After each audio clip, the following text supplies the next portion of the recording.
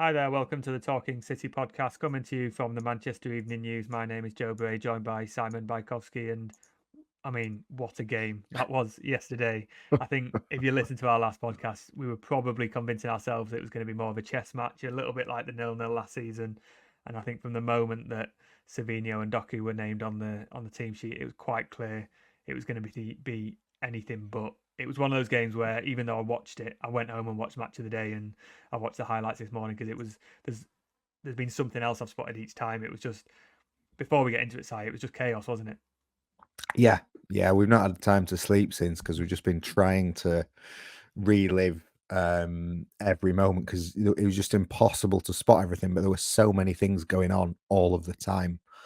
Um, yeah, it exceeded all expectations, despite the fact that the second half was kind of as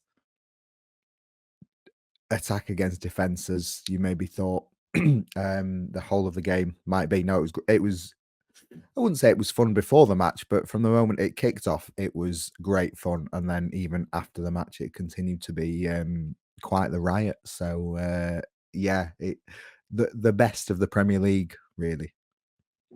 It was one of them games where it pretty much had everything you could ask for. There was sort of handbags, there was really good goals, there was controversies, there was a red card, there was end to end, there was a team being boxed in their The, own penalty yeah, area. the only thing there wasn't enough of, from my point of view, was like close up replays. Basically, That would have helped. we're normally kind of afforded replays in the press box, and we were, but it didn't. There was so much going on; it was impossible to keep hold of everything. And Rodri goes down after 3 seconds, and all the players come together, and you're like, "What on earth has gone on? Where's he been hit there?" And then he goes down from the corner, and you're like, "What has happened there?" Um, yeah, but it was just manic. It was chaotic. For two teams who love control, it was pretty wild. And I think after the game as well, everyone's trying to get control of the narrative and the different degrees of success, which we'll get onto. But to pull you back to a point you made just before the game, I think I agree with you. It was a bit subdued. I didn't feel like it was a massive game between the best two sides in the country. It felt like the crowd maybe weren't necessarily up for it. That changed as soon as Havertz clattered into Rodri. I think that really helped everything that went on and got both teams really up for it. But yeah, I just thought everything was a bit low key, and there's no De Bruyne. He doesn't get off the bus. There's no Odegaard. It I, changed and very, and very it, quickly. it's hard, right? Because it's September. Like whoever Exactly. won yesterday wouldn't have mattered like at all. It's hard to get up for the game in the way that you would do in April. And when it's chucking it down like that, it's not fun for anyone either. So, but yeah, as soon as kickoff happened and Havertz floors Rodri, it was like everyone was kind of supercharged. And then we see City take the lead. Erling Haaland's 100th goal. Not a bad, not a bad way to kick things off. And it again, that sort of got the atmosphere really, really up. And a nice assist from Savino. I think he was saying Haaland's been on at him to actually get an assist and set him up more. And I don't know. I thought Raya maybe left himself a bit exposed because it felt like just a really simple poke straight off Haaland's boot. But again, Haaland has to get in those positions, and as we've seen from his 100 goals, he always finds the right finish and makes it look so much easier than it is. Yeah, I think that's it. Raya is a very good goalkeeper and showed that again on Sunday, but it was just very difficult for him to set himself. And also, I would say you would know because you've written a very good piece about Erling Haaland's 100 goals. But I would say anecdotally, 9 times out of 10, when we've seen Haaland in that position, he's hit the ball with the inside of his foot and gone to the far post. So sort of hitting it with the outside or toe poking it, whichever one it was on Sunday at the near post, probably had the surprise element that Raya wasn't expecting. Yeah, so there is a piece on our website where I've gone through each of Haaland's 100 goals and broken down how he scored it, including I think 23 one-on-ones now. I've not done how he's hit it with the inside or outside of his boot, but I did think, and I wanted to look at it a bit further, is that recently I think he's gone for the chip a lot more.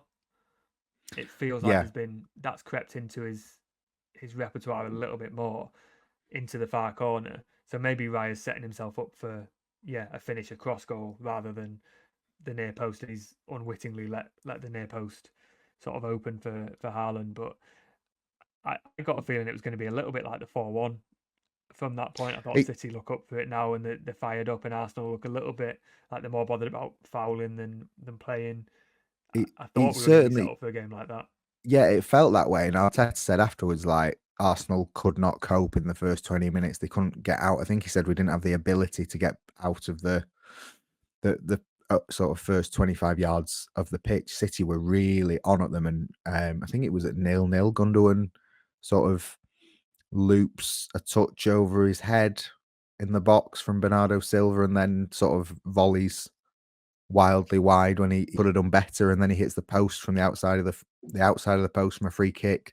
City were all over Arsenal, and Haaland was kind of at the front of it. Did well not to be booked for absolutely clattering Saliba in the first few minutes with his head.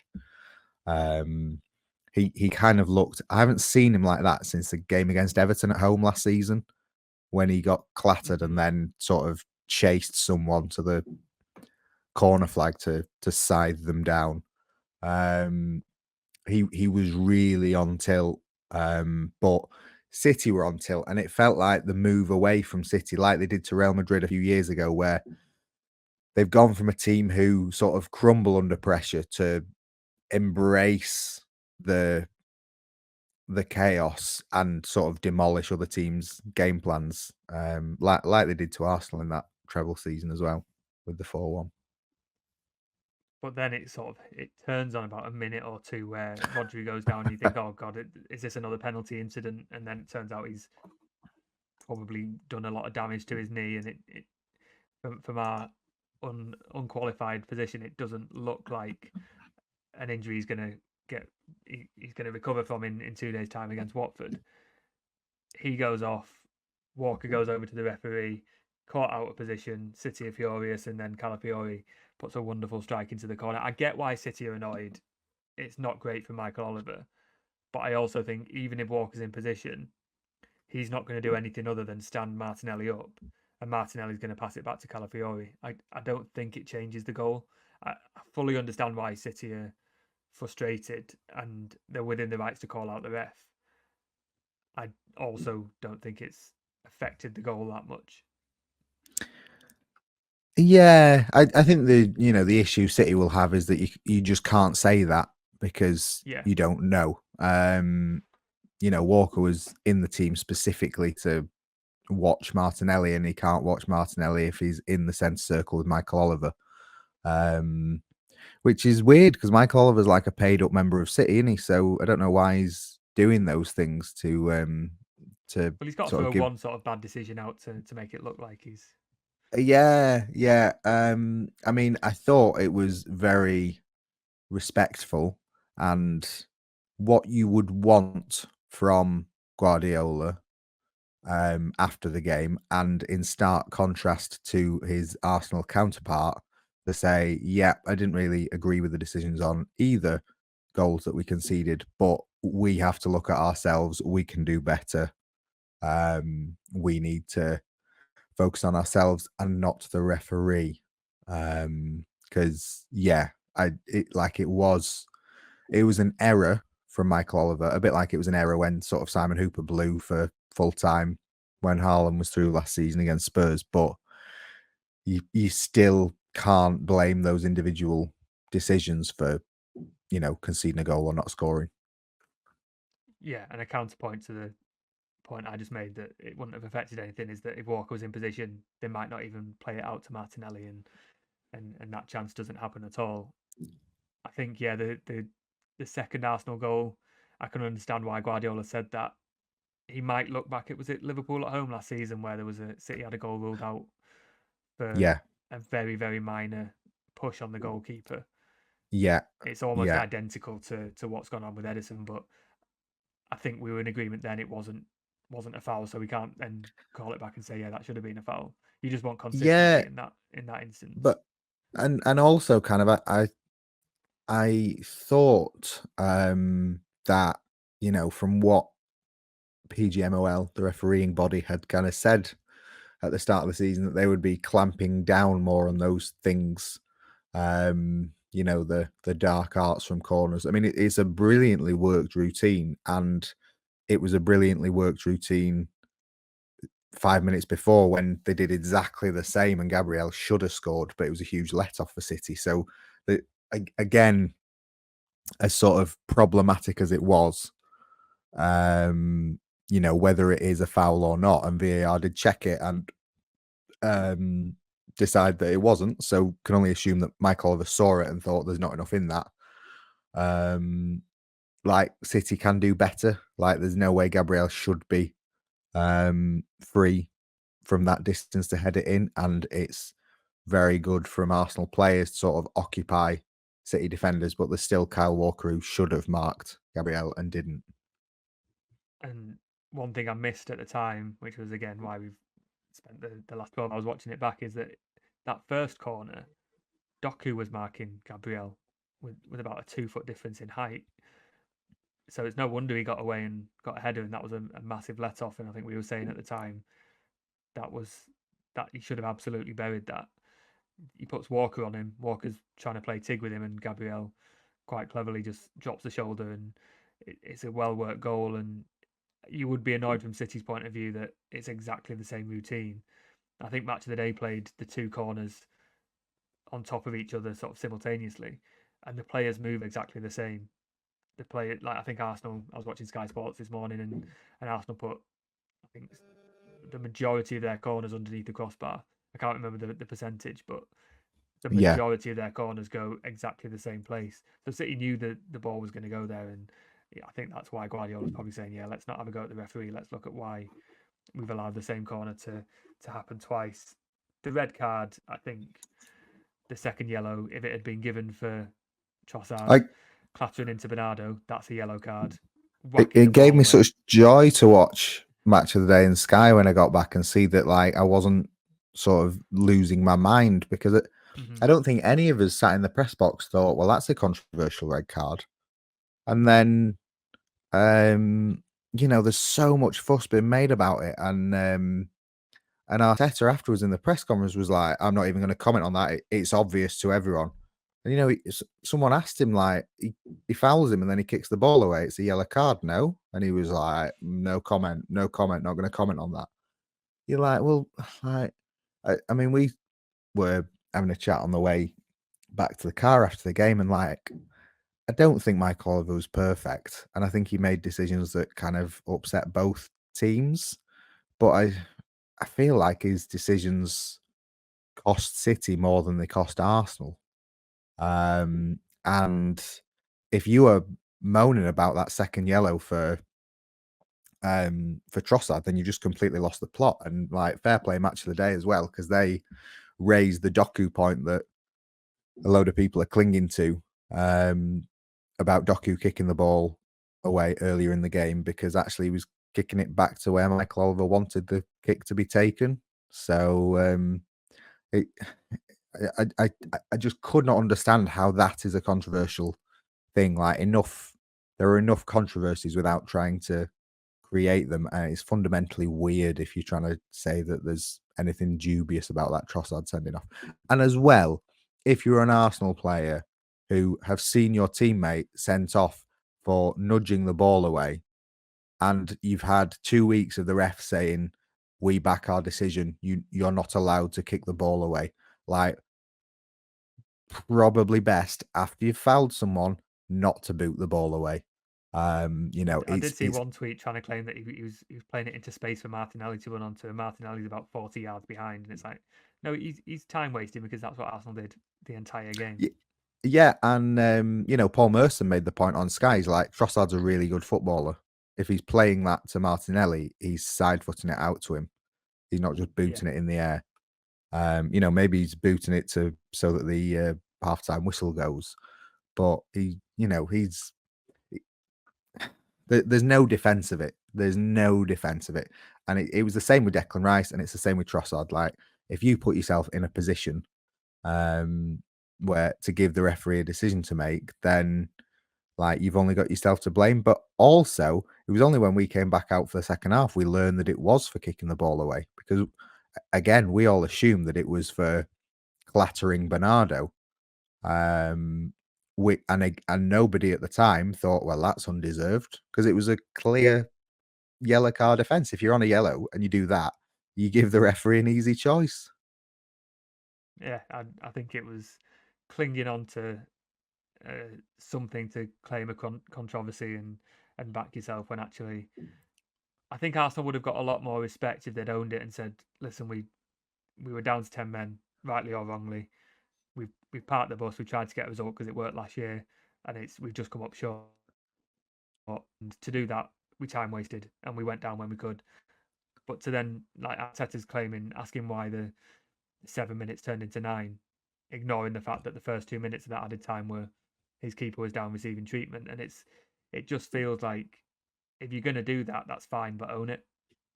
Correct. Like, people say people don't like time wasting, and it's absolutely fine. There's a fellow, what's his name, Arsene Wenger, last season was going on about how bad time wasting is for the game and how nobody wants to see time wasting. I don't know if he's got any connection to Arsenal, but probably not.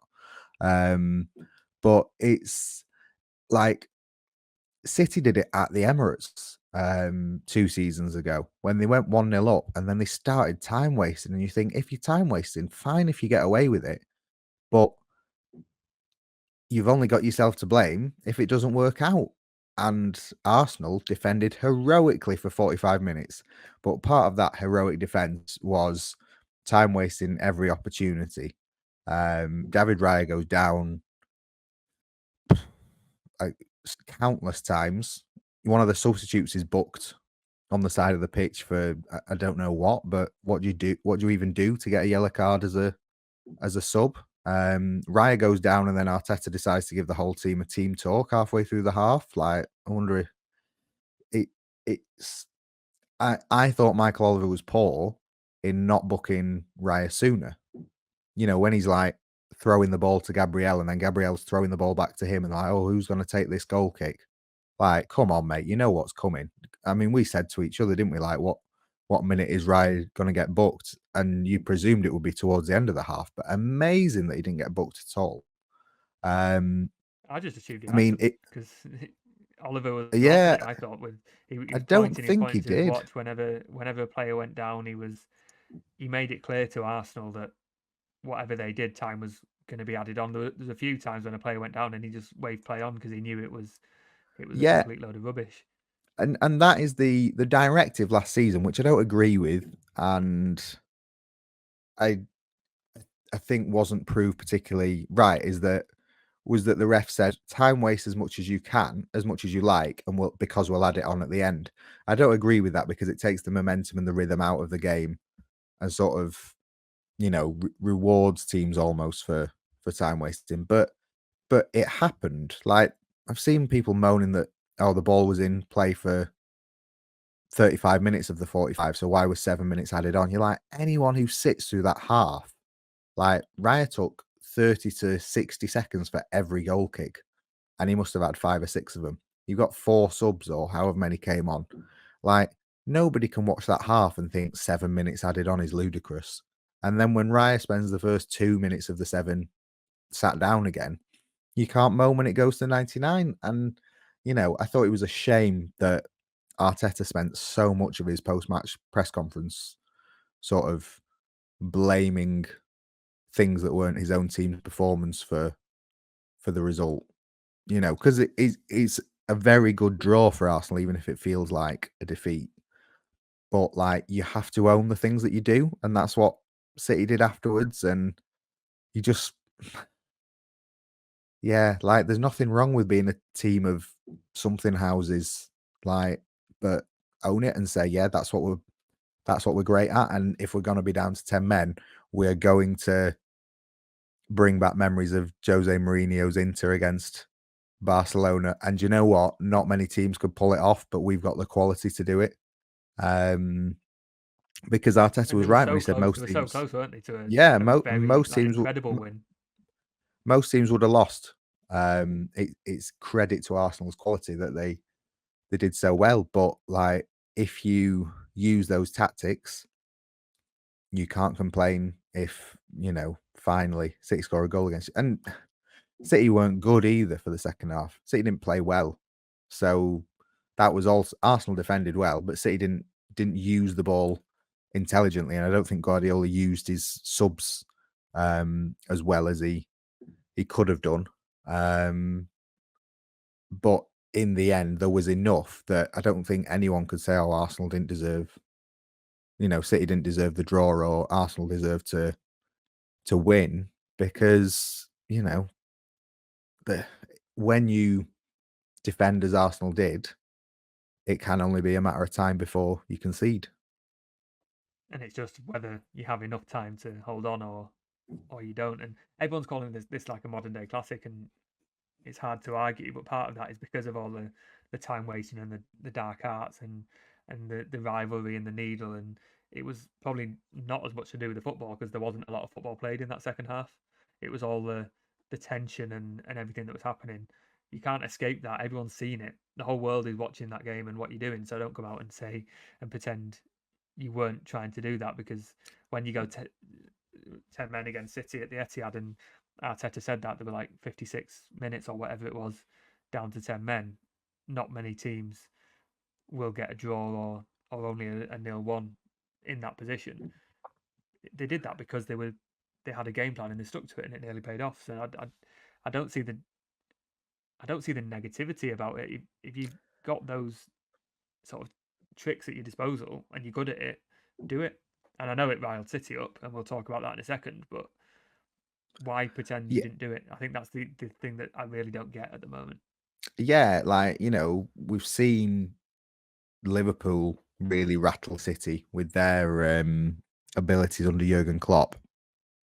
We've seen, the Guardiola's Barcelona side were rattled by Mourinho with Inter and Real Madrid. And, what Arteta did is far closer to Mourinho than it is Klopp. And there's not really any shame in that. Like, Arteta has built a magnificent team that are capable of shutting out Europe's best attacks. Like, just be happy. And also, something that wasn't really pointed out that could have been was that Arsenal did all this after playing away in Atalanta on the Thursday night. Like, it was an incredible effort. But to just say, to blame playing that way on a correct decision by the referee that you thought was incorrect is just a bit petulant for me. And I don't think it's something that, in 8 years of covering Guardiola, I don't think he's ever done that. And that is quite telling. Has he ever asked you to ask about the tactics at the end of a press conference? He'll be happy with us. We've just spent 20 minutes talking about his tactics. Yeah, yeah, yeah. No, it just, I mean, my match report was basically like City can't blame the ref and they can't blame Rodri. And Pep came straight out afterwards and, did exactly that. Said they have to defend better, they have to be better organised. But I think that's what makes you win 4 Premier League titles in a row.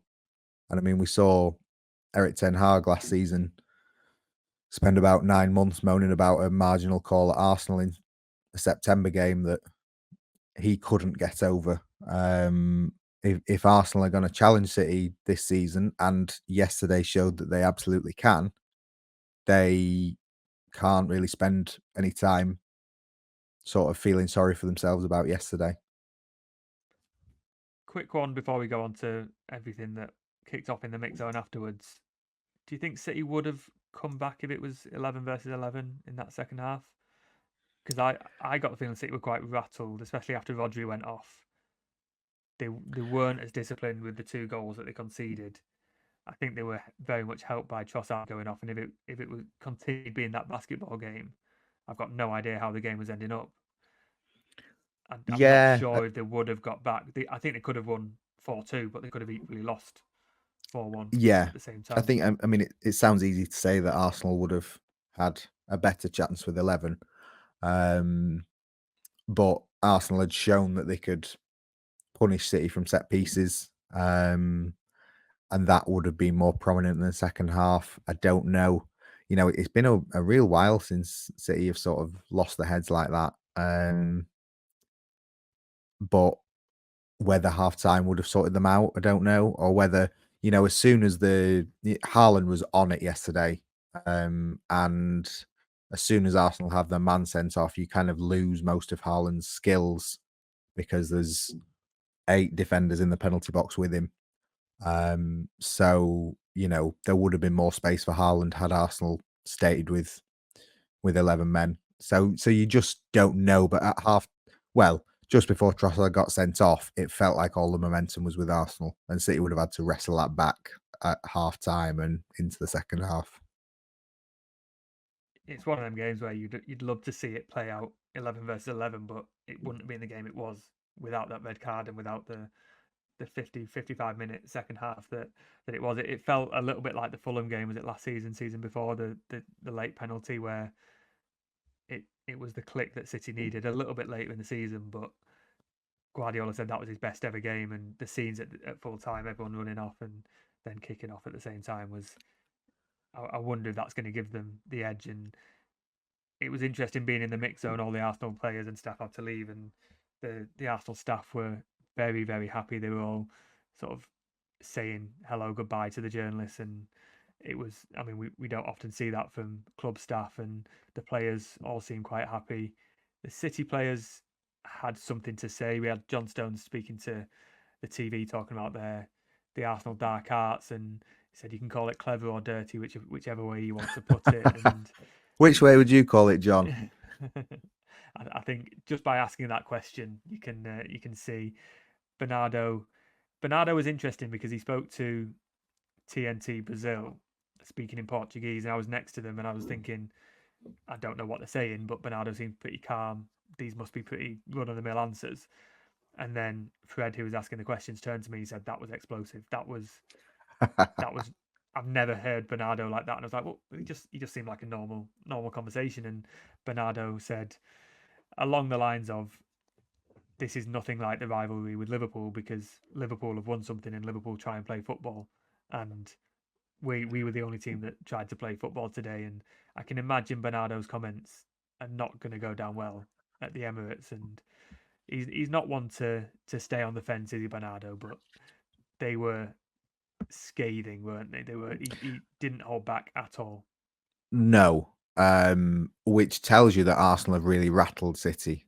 You know, Arsenal have done their job both at the Etihad and the 37 other games, and counting, because City would not react like that if they weren't extremely bothered. But I mean, you've also got to sort of take in the fact that Rodri looked to have suffered a very painful injury that could keep him out. I mean, he could start against Watford on Tuesday, but it's more likely that he's out for months. And it, he was clattered in the first 4 seconds by Kai Havertz. Now Rodri tries to stop Havertz chasing down the goalkeeper from City's kickoff. So Rodri moves into Havertz's way, but Havertz absolutely steamrollers him, and Rodri's And down City have for done that tactic for a while, haven't they? yeah, They've had Diaz or Rodri to block the runner, yeah. but the runner has often moved out the way rather than moved his shoulders Run up, as it straight were. into him. And that was one of the cases where I didn't really see a full replay close up to know, you know, how much Rodri was hurt and how much he was acting. But it really upset the City players. And then 15 minutes later, Rodri sort of makes a run from a corner, gets a shove from Partey, and looks to suffer a very painful injury, and you can't blame Partey for it. And with the Havertz incident, Rodri has tried to block him off. But if you're a City player, you see Rodri being targeted by different Arsenal players, the same Rodri who really upset and angered Arsenal players, not just in 2022 when he scored the winner at the Emirates and celebrated in front of the fans, but also last season when they won the title and he blamed Arsenal's mentality for them losing it. So it felt very personal yesterday, and those comments from Bernardo Silva, who's very good mates with Rodri, feel personal. It's just funny that Bernardo, who's been the scourge of Liverpool and not ashamed to say what he thinks about them and their fans for the last few years, is now talking up how great their rivalry is with Liverpool compared to Arsenal. It feels like it's almost a respect thing, because with Liverpool, they've literally gone toe to toe, and it's been two brilliant sides trying to out tactic each other. And it feels like City are annoyed at Arsenal for not playing football and just trying to stop them rather than beat them. Yeah, well, I mean, it's so Haaland did exactly what Haaland did to Thomas Partey in the final seconds what Havertz done to Rodri, just absolutely cleaned him out. And then I don't know if you've seen the video at full time of Haaland with Arteta and Jesus. Be humble, be humble. Telling Arteta to be humble and calling Jesus a something clown, which is just very funny because there is so much kind of respect between the City and Arsenal players, and especially like the former City players. And then you've got Haaland, who wasn't here for Arteta and wasn't here for Jesus and has no relationships to keep with him. So just sort of calls them out for exactly what he thinks. And that is kind of the way the rivalry has gone over the last 2 years, really. But Sunday was certainly the spiciest it's been. We'll come back after a break and discuss a bit more about that rivalry and how it's developed, because I for one, cannot wait for the return match at the Emirates in the new year.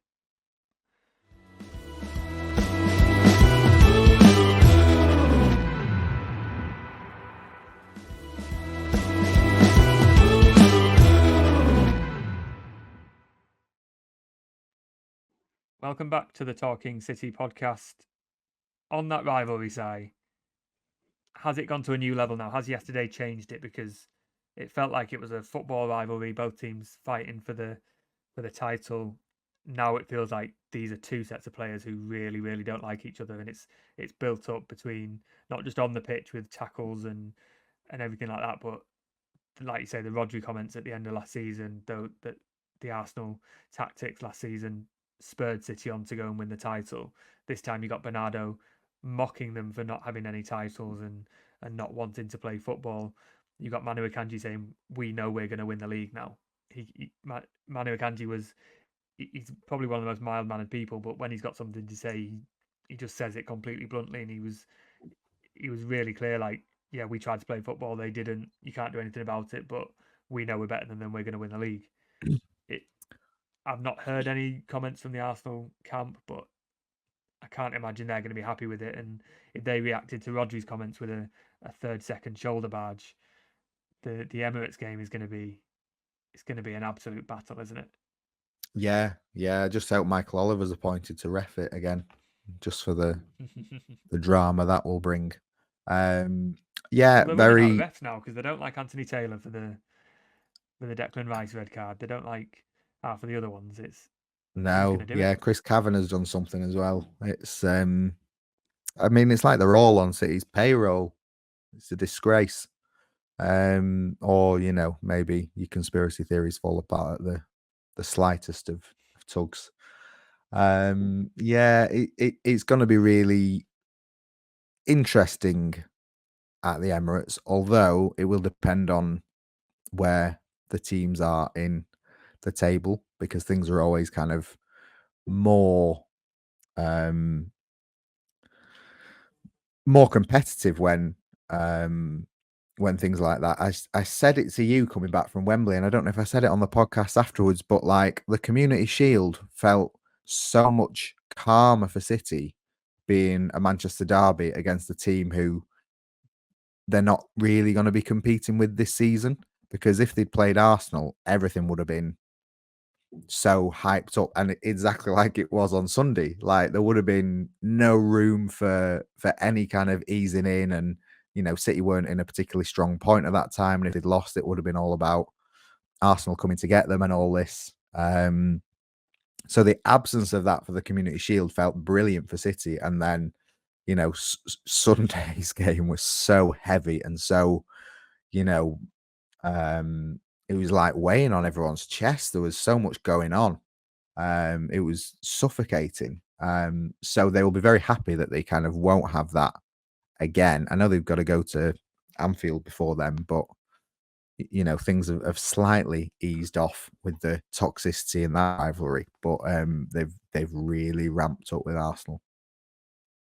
Yeah, I think it's so. Someone said it was like the United Arsenal rivalries of the early 2000s, and you can start to see it. And just you've got two managers who are clearly very good friends, but Arteta was furious, and Guardiola clearly wasn't very happy himself, and he's spending his time kicking his chair after the first goal. It's more than a football match, and I think the build up to it's going to be more, and even just the end of it. Like we left the game later because there was more to do, because there was more people talking, and Bernardo was saying his things, and John Stones, and it was a busier game. There's just more around it, so I do think that's not going to go away this week. City have got a game that is irrelevant in comparison to the Premier League, and I think the Arsenal fallout is going to continue next time Arteta has a press conference. Next time the Arsenal players are going through a mix zone, I wonder if they've got something that they want to say back to Bernardo.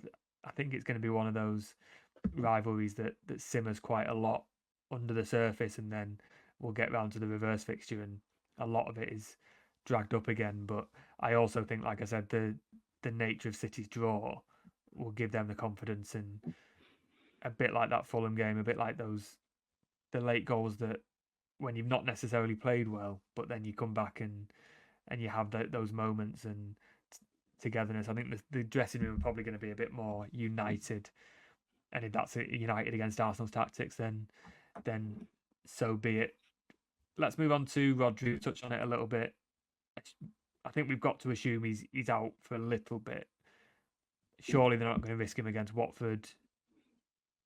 I think, yeah, Guardiola might have said that. I can't remember, but it's not great, especially after just coming back from injury and niggles, to then see him twist his knee and look in so much pain.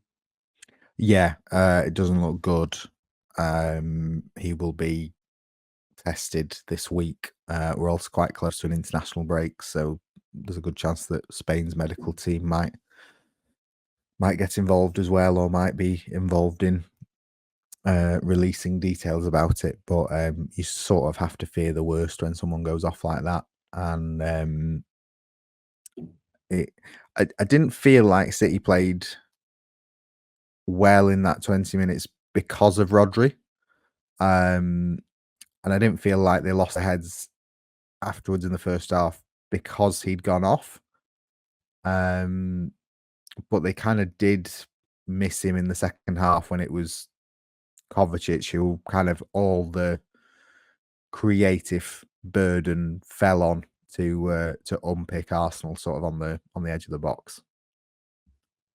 I think that's doing Kyle Walker a bit of a disservice with his 17 shots that didn't go anywhere near the goal. But yeah, I think even a not fully fit, not at his best, Rodri makes City tick in those games as well.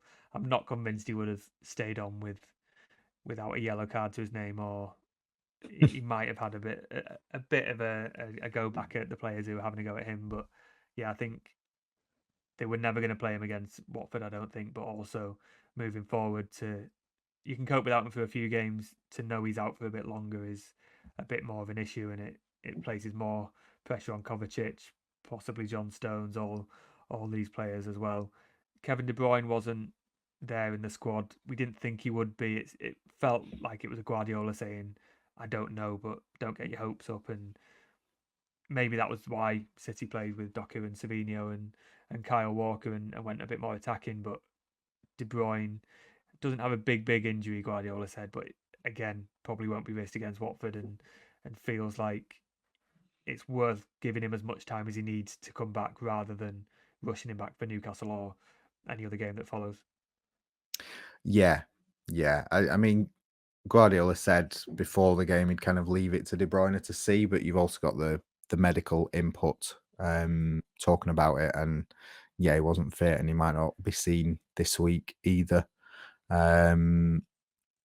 Which City will have to adapt to because he's played every game this season before Sunday. It was interesting. It was Gundogan who stepped in against Arsenal. It feels like Foden has to start against Watford. And you sort of almost at that point that you were a few years ago, sort of, a good performance in the League Cup could really kick Phil Foden on. But he kind of needs that because he's just not been at it this season. And he needs something to spark him. So you'd expect to see him, and maybe that can mean he starts against Newcastle on Saturday to sort of cover for De Bruyne being out. I'm just trying to. I should have done this before, but I'm trying to work out a team that has as few starters from Arsenal that can play Watford. Go on, let's it's do going to it. be a completely Ortega, Lewis, Stones, the second centre back. I think is going to have to be a Simpson, rotation one. Pusey. Possibly. If I mean, you're ready to I only say substitute that him. he's a young kid that's not made a senior debut, but he's trained quite a bit with the first team this season, and he was on tour with them where he played a bit, didn't he? He's also one of the only ones who, and it might mean something, might mean absolutely nothing, but he was part of the sort of media days where they did all the headshots and the Champions Yeah, League photos and stuff. So they see him on that in that group, don't they? Where he's close to the first team. So it depends if playing him is better than giving Akanji and Diaz a full game off. yeah. Left back, we'll come back to left back. Kovacic as a holder. Kovacic and O'Reilly. O'Reilly, perhaps. Yeah. O'Reilly. McAtee, I think, has to start. I think one of McAtee or Nunes. Well, I think McAtee and Nunes will both play. One of them probably as an 8 and one up front. Quite like the idea of Nunes up front, big number 9. I mean, that's just chaos in a nutshell, isn't it? Yeah, there's your next Erling Haaland. Stroke or a complete flop. Yeah, no, I quite like that. And then Jack Grealish didn't play, did he? On no, Sunday came off the bench. I guess Gundogan, but he started, didn't he? Yeah. So I think the injuries have complicated things a bit. I think maybe a week ago there was enough to have. Yeah. Well, now you're looking at 2 spaces, aren't you? Sort of a defensive spot and a attacking spot. I mean, Doku hasn't played that much football, so he might sort of have a go, or you kind of look to more kids. And who would we be looking at then? I think of the players on tour. You've got Abo Vudo and Jaden Heskey who are there. Yeah. The form player for the academy at the moment is Farid Alpha Rupret, who's got 5 goals already. I think at least 3 of them have been capitalising on passbacks, but you've still got to score them. Is he a winger? He's a winger, yeah. He's I spoke to him the other week, and he models his game on Leroy Sané and Jeremy Doku, so that's the kind of player. Nice. So he likes to humiliate his fullbacks. So yeah, he's not short of confidence. He could play on the opposite flank to Grealish then.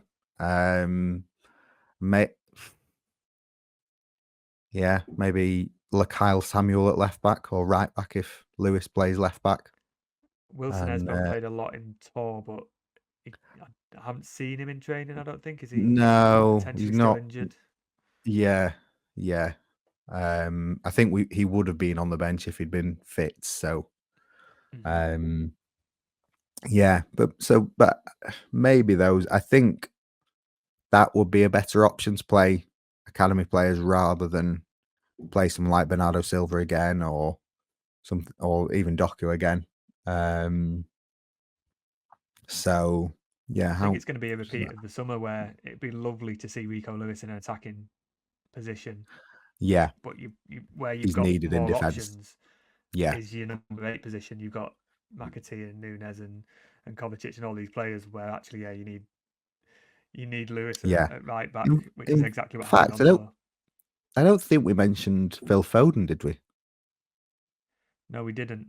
Having talks Um, about him. No. So yeah, like Kovacic, McAtee, and Foden in the middle, Nunes up front, Grealish and Alpha Ruprecht, say.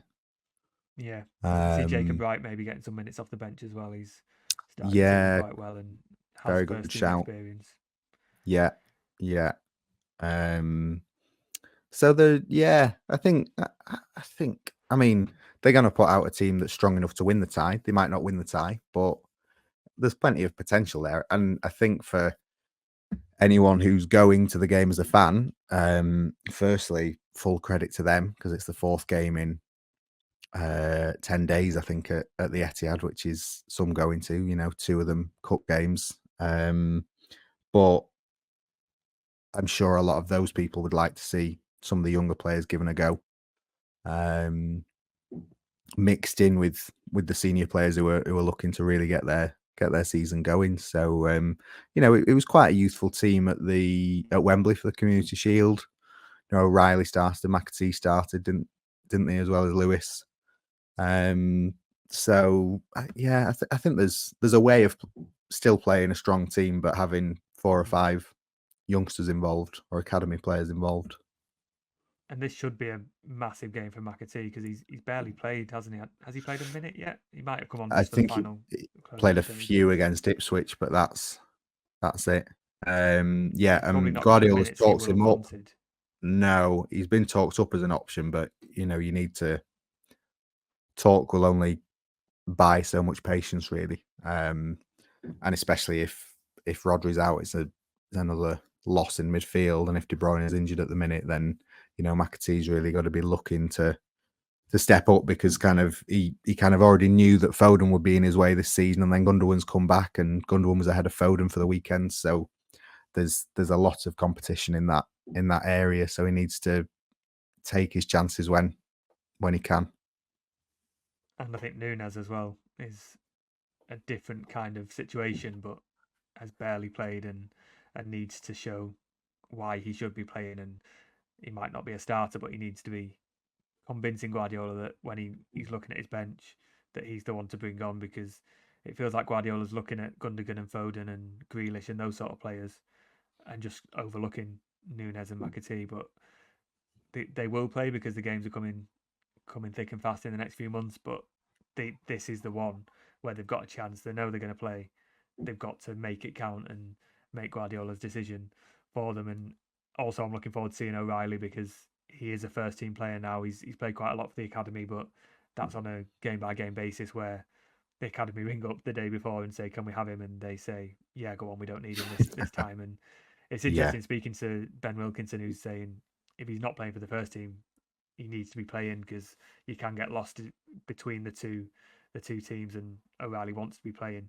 So he's match fit, he's ready. City have cancelled the game against Lincoln in the EFL Trophy, which they've not confirmed why, but it does help to have a lot of those players available for the first team where they might have been stretched between two squads in the trophy and the Carabao Cup. So it looks like it's going to be quite an academy heavy squad, if not team. So a completely different kind of game to the Arsenal one. On that basis, can we make a prediction? Do you think? I'm going to go 3-1 to City. But on the point you were saying, I think it'd be interesting to see what the bench looks like because part of the studies into fatigue and everything are sort of people who, even if they're not playing, they have to be involved in the match day squad and on the bench and ready to come on. And, you know, Pep said the other day, it's mentally more than physically tiring for everyone. So it'll be interesting to see if some people are just given the night off. Absolutely. It'll be, I'm going to go a little bit tighter just because I think everything's going to catch up and you've got players who might be fit but haven't played a lot and are unfamiliar. I'm going to say 1-0 or 2-1. I think I can see Watford getting a goal and fancying the chances, but City will always have those players off the bench that they can bring on if they need to. So yeah, we'll be back at the Etihad so soon after the Arsenal game, bringing you everything that happens. I don't believe it's on telly, so we'll be blogging the game as usual, so you can find out what's happening there.